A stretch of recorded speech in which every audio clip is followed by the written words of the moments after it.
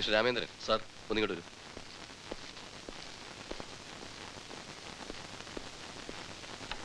വളരെ സീരിയസ് ആയ ഒരു കാര്യമാണ് ഞാൻ നിങ്ങളെ ഏൽപ്പിക്കാൻ പോകുന്നത്. പറയൂ സാർ.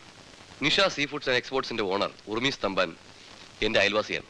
അയാളുടെ മകളെ ആരോ തട്ടിക്കൊണ്ടുപോയി. അവരെ പേടിച്ചിട്ട് അയാളൊന്നും പുറത്ത് പറയുന്നില്ല. നിങ്ങൾ അയാളെ ഒന്ന് വാച്ച് ചെയ്യണം. Yes sir. അയാൾ എവിടെ പോകുന്നു, എന്തിനു പോകുന്നു, ആരെ കാണുന്നു എന്നുള്ള വിവരം എനിക്ക് അപ്പ കിട്ടണം. നിങ്ങൾ അയാളുടെ പിന്നിലുണ്ടെന്നുള്ള വിവരം അയാൾ അറിയരുത്. Okay sir.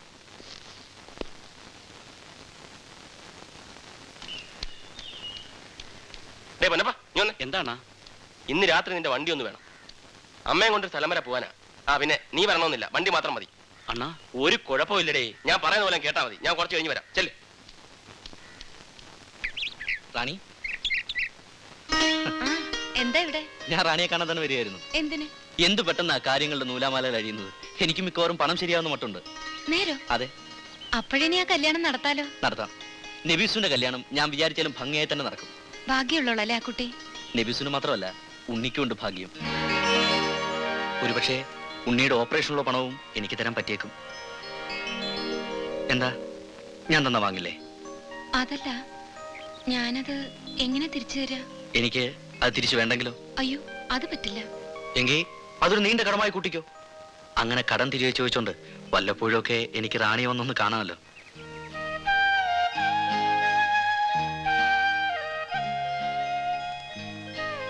നിക്കൂ. ബാലകൃഷ്ണ, ഇത്രയും പണം എവിടുന്നാ? വേണ്ട, ഞാനിപ്പോ എന്തു പറഞ്ഞാലും നുണയെ പറയും. റാണിയോട് എനിക്ക് സത്യം മാത്രമേ പറയാവുന്നുണ്ട്. അതുകൊണ്ട് എല്ലാം കഴിയട്ടെ. നാളെ അല്ലെങ്കിൽ മറ്റന്നാൾ പണവുമായി ഞാൻ അവിടെ എത്തും. ഉണ്ണിയുടെ ഓപ്പറേഷന് വേണ്ടുന്ന എല്ലാ ഏർപ്പാടും ചെയ്തോളൂ. പിന്നെ ഞാൻ ഇത്ര അടുപ്പം കാണിക്കുന്നത് ഇഷ്ടമാകുന്നില്ല എന്ന് മാത്രം പറയായിരുന്നാ മതി.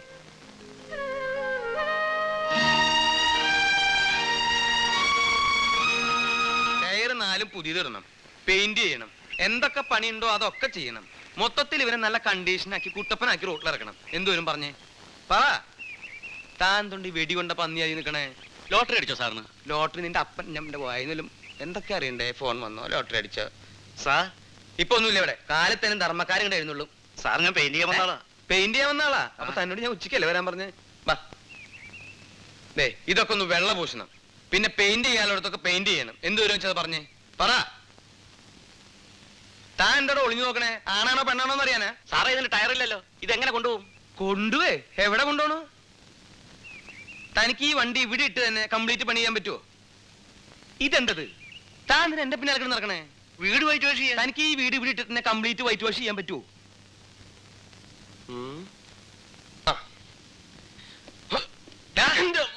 നിനക്ക് എന്താ വേണ്ടേ? ഞാൻ ആ വേഷങ്ങളൊക്കെ നോക്കുക. എന്താ വേണ്ട എന്നോട് ചോദിച്ചാ പോരെ? എന്താ വേണ്ടേ? നമുക്ക് വേണ്ട 3 കള്ളന്മാരെ വേഷം. 3 കള്ളന്മാരെ വേഷം? ഞാൻ അഭിനയിച്ച നാടകത്തിനുണ്ടല്ലോ 3 കള്ളന്മാരെ വേഷം.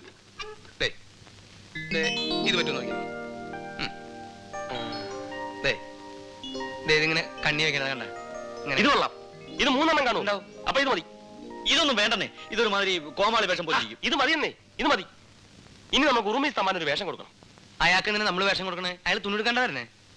അയാൾക്കല്ലെന്നേ, ഇവനല്ലേ ഉറുമീസ് തമ്പാനായിട്ട് പോകുന്നു. ഓ, കൺഫ്യൂഷൻ. ഇടയ്ക്ക് എനിക്ക് മറവി വരും. അപ്പൊ നീ എന്നെ ഓർമ്മിപ്പിച്ചോളൂ. നമുക്കൊരു കാര്യം ചെയ്യാം. അക്ബർ ചക്രവർത്തിയുടെ വാളും പരിചയം കൂടി കൊടുത്താലോ? എന്താ? ഈ രാജാപാർട്ടി വേഷമൊക്കെ ഇട്ട് അവിടെ എങ്ങനെ പോകുന്നത്? അതൊന്നും ശരിയാവില്ല. എന്നാ പിന്നെ ഞാൻ മറ്റേ എടുക്കട്ടെ. മറ്റേത് ഏത്? ഞാൻ ഇവിടെ അഭിനയിച്ചിട്ടുള്ളത്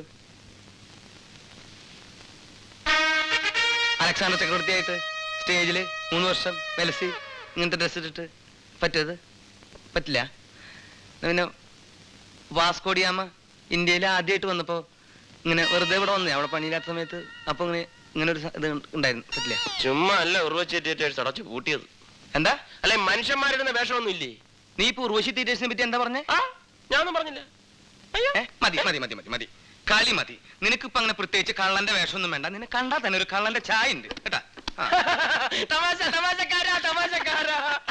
നിനക്ക് ഞാൻ നല്ലൊരു പൂട്ട് തരാം. പൂട്ടാ? അല്ല, കോട്ട്. കോട്ട്?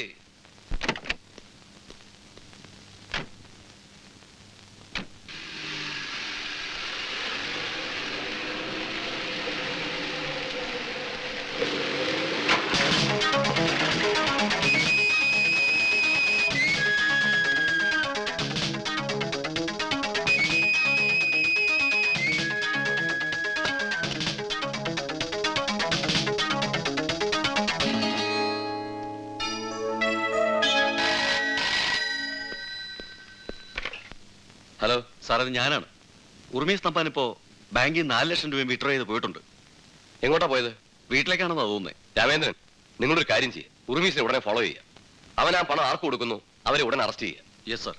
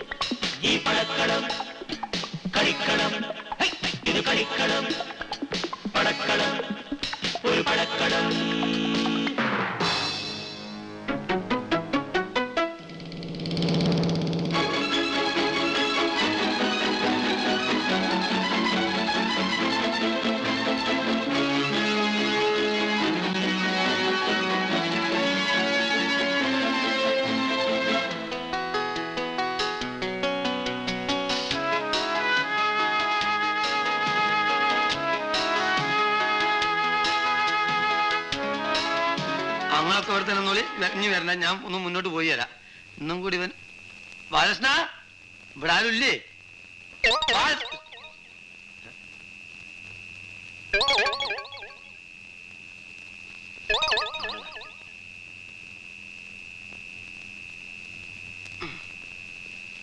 മഞ്ഞപ്പിശാചിനെ കാണാനില്ല. നിങ്ങളൊക്കെ ആരാണ്? ഞങ്ങള് ഹംസക്കോയല്ലേ? അതെ ഞങ്ങളൊക്കെ ബാലകൃഷ്ണന്റെ ഫ്രണ്ട്സാ. അതെ. അല്ല, നിങ്ങളെ മൂന്നാളെയും ഇരട്ട പറ്റതല്ല, അമ്മ പറ്റതാ. എന്തേ തനിക്കിപ്പോ എന്താ അറിയണ്ടേ? അത് മൂന്നാളും ഒരുപോലെ ഇരിക്കുന്ന, അവൻ ചോദിച്ചാ. ഹംസക്കോയ വരുമെന്ന് ബാലകൃഷ്ണൻ ഞങ്ങളോട് പറഞ്ഞിരുന്നു. അതെ, കണ്ടടാ, പറഞ്ഞേൽപ്പിച്ചിട്ടാ പോയത്. എന്നിട്ട് അവനവിടെ പോയി പണം വാങ്ങിക്കാൻ, ഹംസക്കോയ്ക്ക് തരാൻ 2 മണിക്കൂറിൽ വരുമെന്ന് പറഞ്ഞു. അവിടെ ഇരിക്കാൻ പറഞ്ഞു.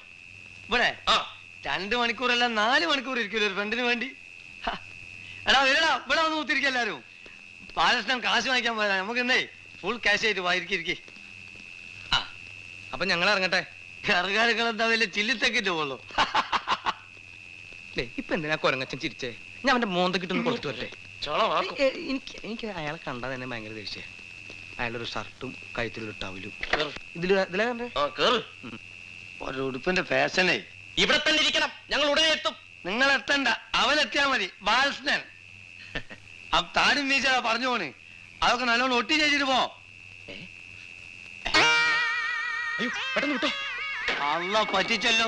നമ്മളെ ബാലകൃഷ്ണനല്ലേ? ബാലകൃഷ്ണ, എടാ നിനക്ക് ഞാൻ പറഞ്ഞ സ്മൈലെ കുറ്റമായി സ്പീഡിൽ ഓടും ചെയ്യും. നിക്കാ ബാലകൃഷ്ണ, നീ കാറിലല്ല തീവണ്ടി പോലെ തന്നെ ഞാൻ പിടിക്കും. ആ നീ മനസ്സിലാക്കല്ലേ? എടാ കാർ എന്റെ അടുത്ത് മാത്രമല്ല, നമ്മളെ അടുത്തുണ്ട് കാറ്. വിടാ വിടി കാറ്. ടാക്സി എങ്കിലും ടാക്സി വിടി. ഇവിടെ ഫുള്ളായോ? നിനക്ക് എപ്പോഴും നോക്കി ലോക്കായോ? എന്ത് ഗതി കെട്ട സമയം. ഇത് തുറക്കുവാനെ ഡ്രൈവർ. സോറി, ഇത് തുറക്കാൻ സ്മാനെ. ഒന്നാമത് തള്ളി തള്ളി നീ അടുക്ക പോ. വിടി വിടി വിട. എന്താ കളിക്കും വീട്? അല്ലോ പറ്റി